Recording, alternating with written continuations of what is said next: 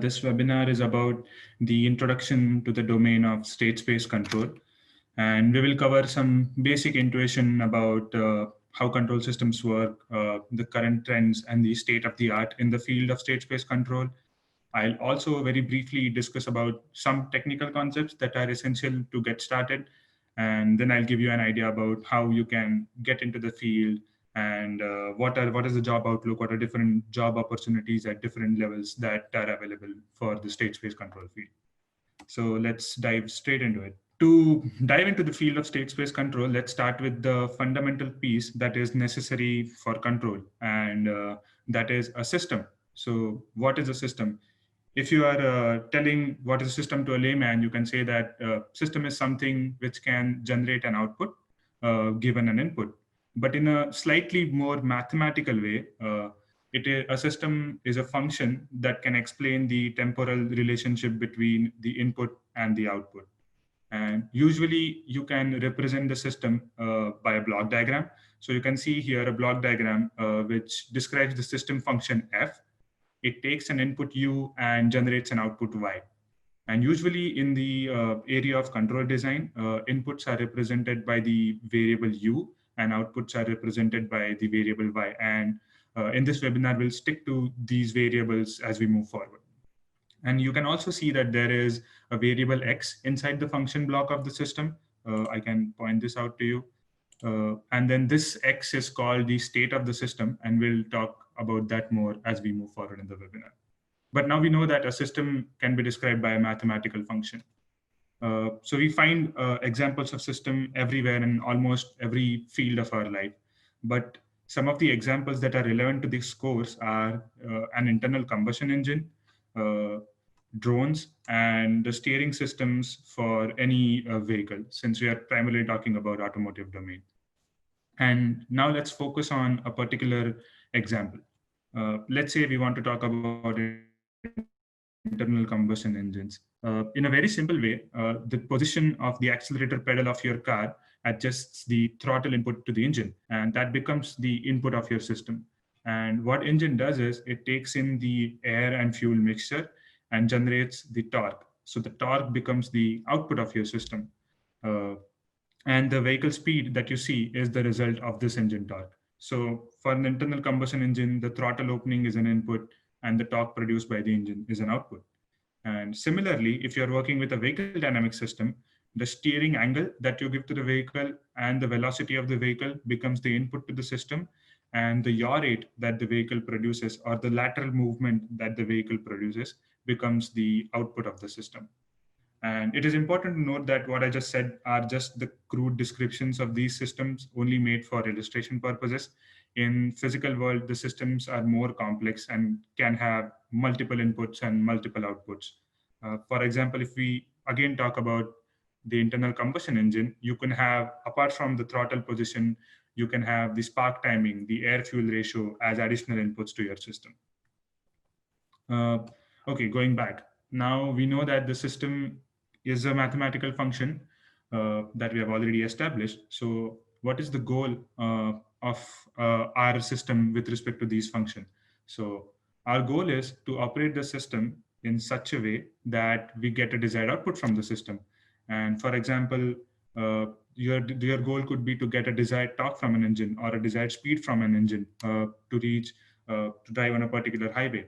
If you're working with a robotic arm, your goal could be to get a desired motion from the arm or to reach a specific position and grab a certain object.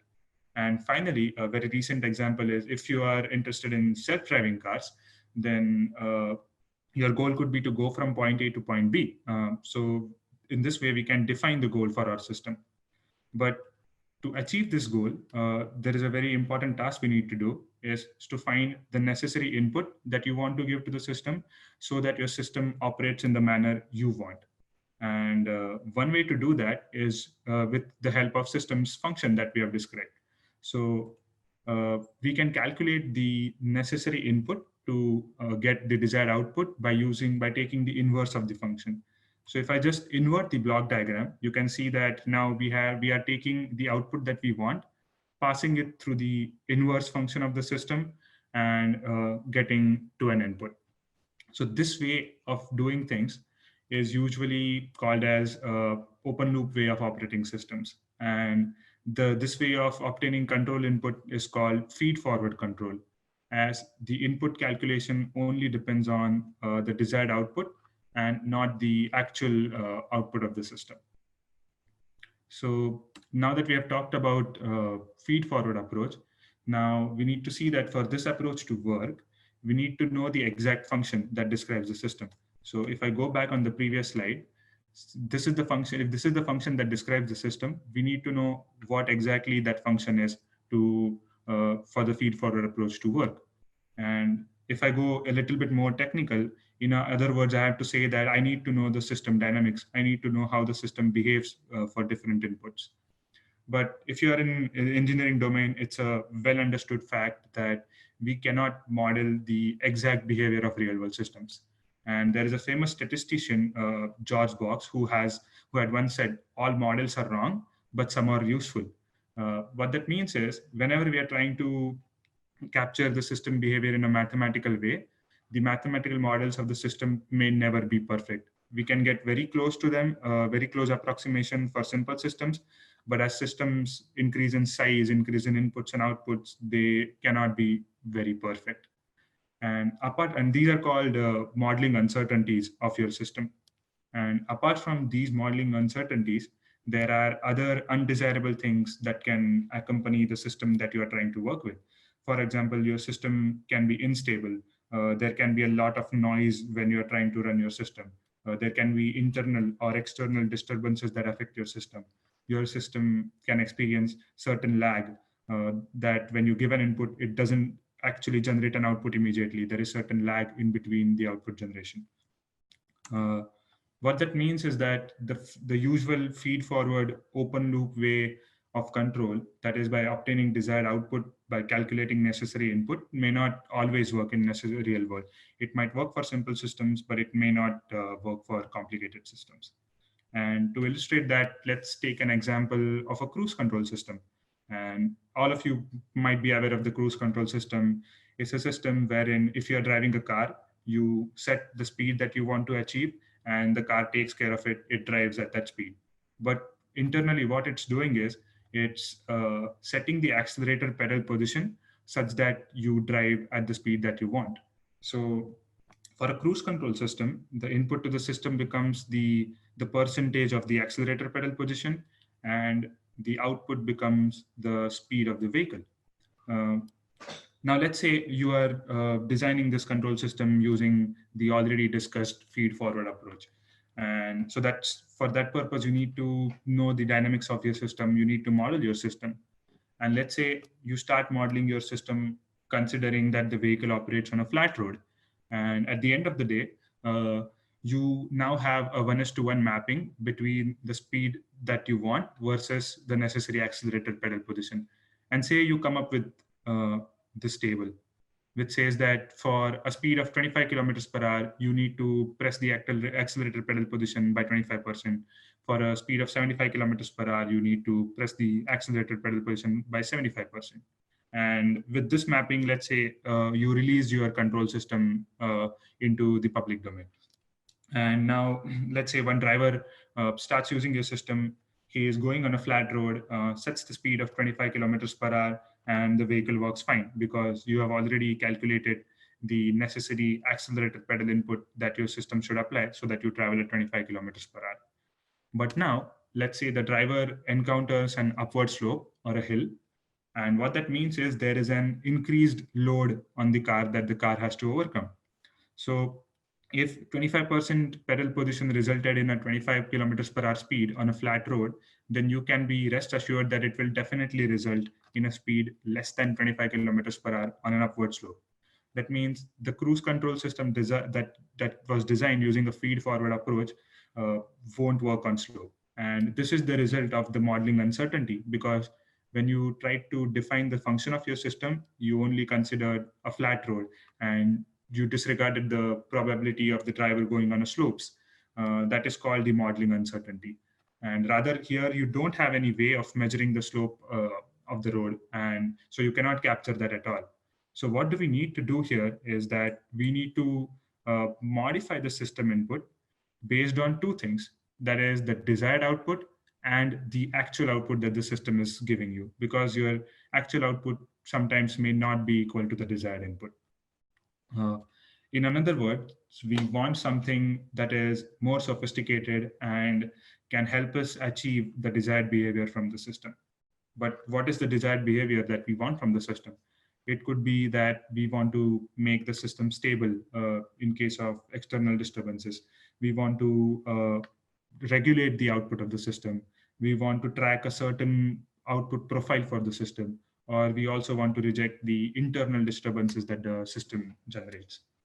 And that's what brings us to the field of control systems, which are often called as feedback control systems. And this is where they come into play. So this is the general uh, block diagram that is usually used to represent a feedback control system.